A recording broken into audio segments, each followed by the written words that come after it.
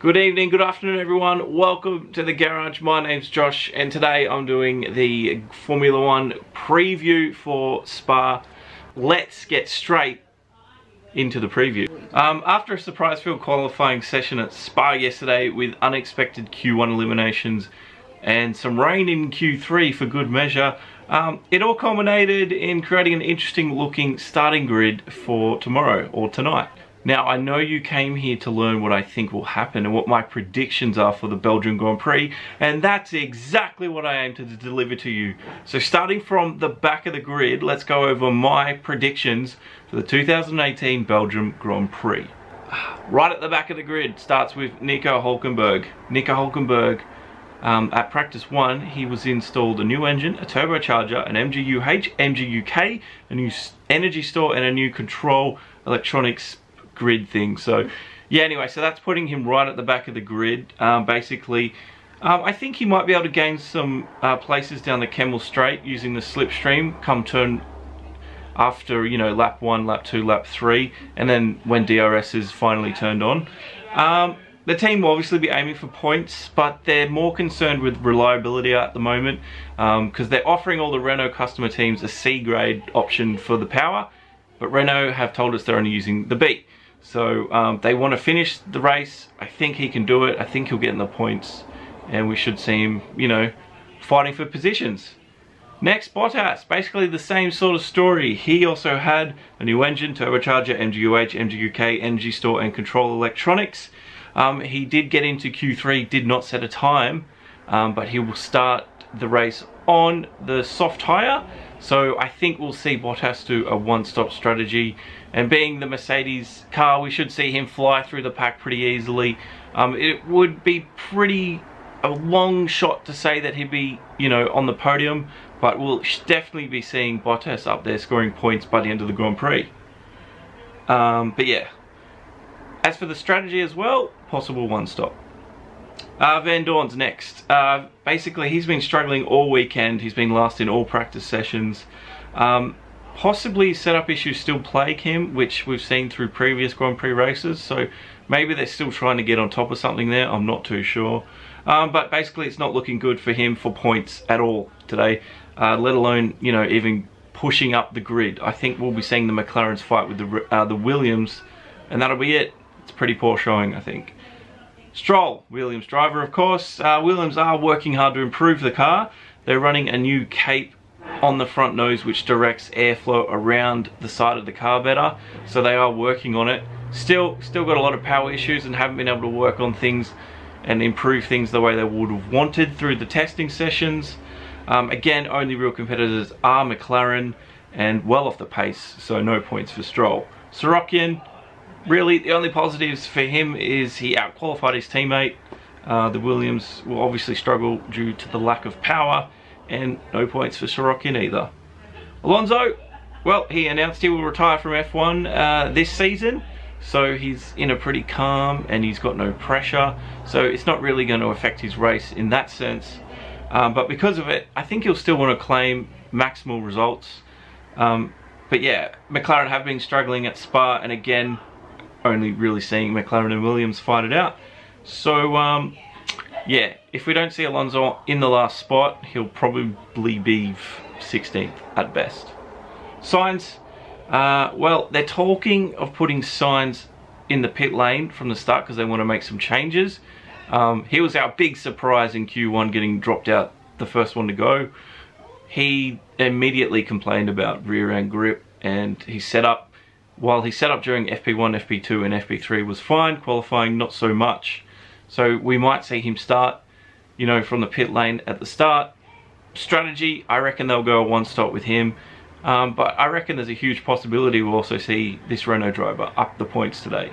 So yeah, good luck to all the Sainz fans out there. Ericsson, he's actually looked relatively strong all weekend. He's been pretty consistent.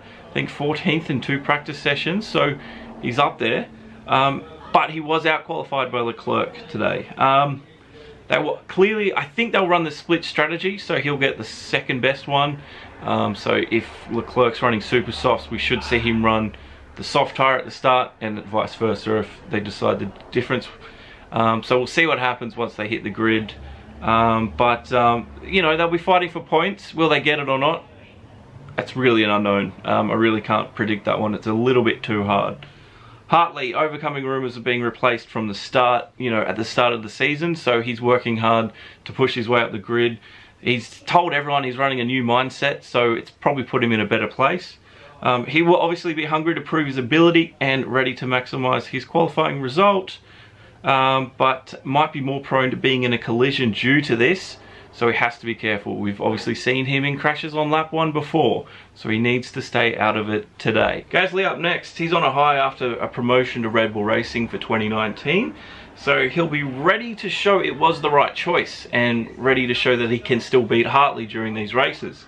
So again, that'll be some pressure that's been put on him because of it.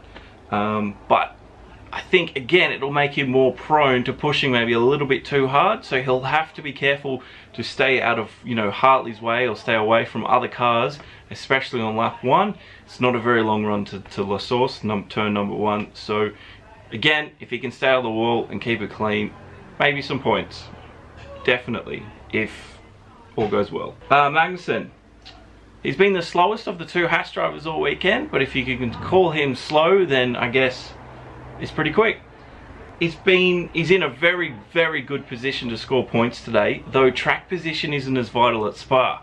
So he's gonna have to use the power of his car to, you know, defend and keep the position that he qualified for. Really, the only thing I can see, you know, taking away from a good result for Magnussen and scoring, you know, double points for Haas is reliability. It has shown its ugly head before, so, you know, it's after the long break, anything can happen. And if it's going to be something, it'll be reliability for the Magnussen. Ricciardo, he alluded during the week, during the press conferences, that he was bored at Red Bull Racing this week. So if that'll affect him for the rest of the season, I don't really know. But again, another poor showing in the wet for qualifying, just getting through to Q3, but wasn't able to maximise the time on a drying track. 5th or 6th, I think, will be the highest a Red Bull car can hope for today. I think the Mercedes and Ferrari way too quick. Verstappen, he knows he's underpowered today, just like Ricciardo does. He will be starting on the super soft tyre, so I think maybe a 2-stop. Definitely not split though, because of both the guys got through Q2. Again, only a short run to turn 1, so there's not much chance for Max to orchestrate an overtake, which we do see. But if he sees a chance, a half chance, I think he might go for it today, because they're really underpowered and they're going to need to take every opportunity they can get. This could mean an accident, turn 1 caused by Verstappen.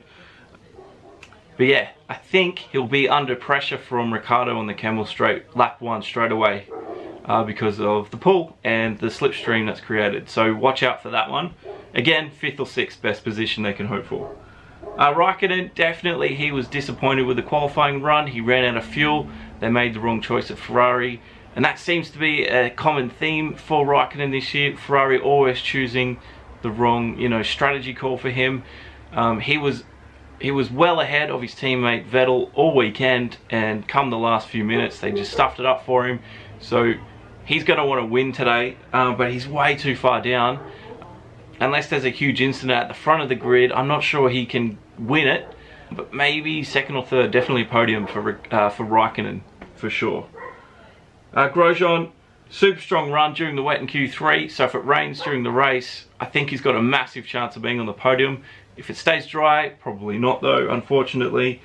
Again, the grid position is not as important today, so he's going to have to defend well and defend a lot for the whole race, 44 laps. Because yeah, keeping the 5th position that he qualified for will be a lot harder. But I think anyone's ready to do it, it's Grosjean.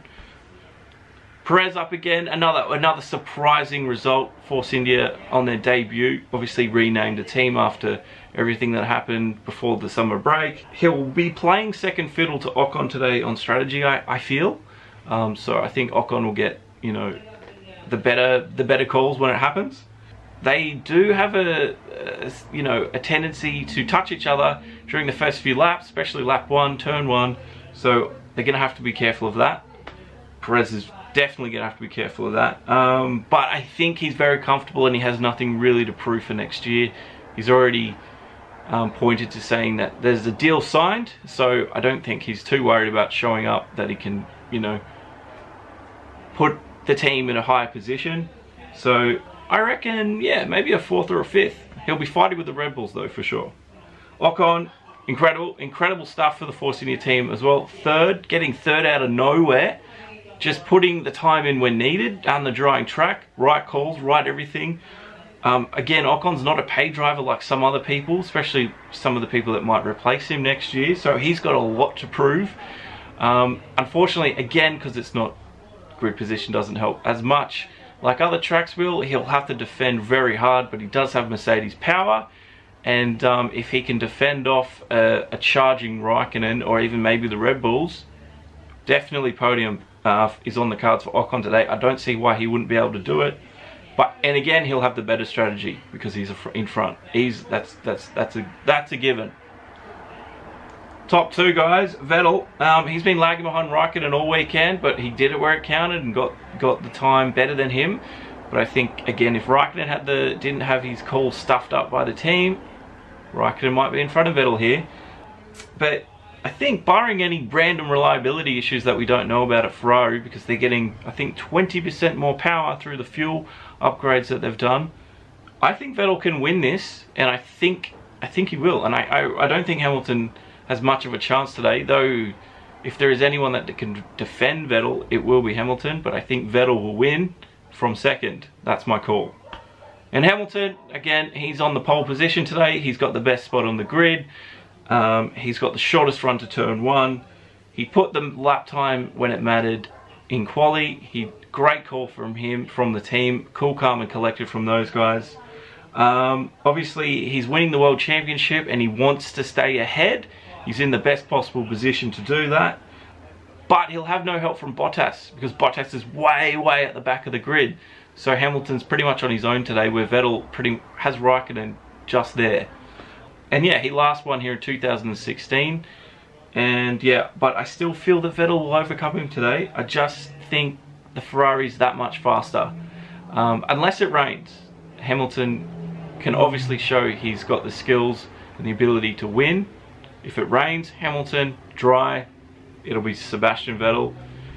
And that is my 2018 Belgian Grand Prix predictions, guys. Hopefully, yeah, you get something out of that. Let me know what you think about anyone or for the teams. Write it in the comments below.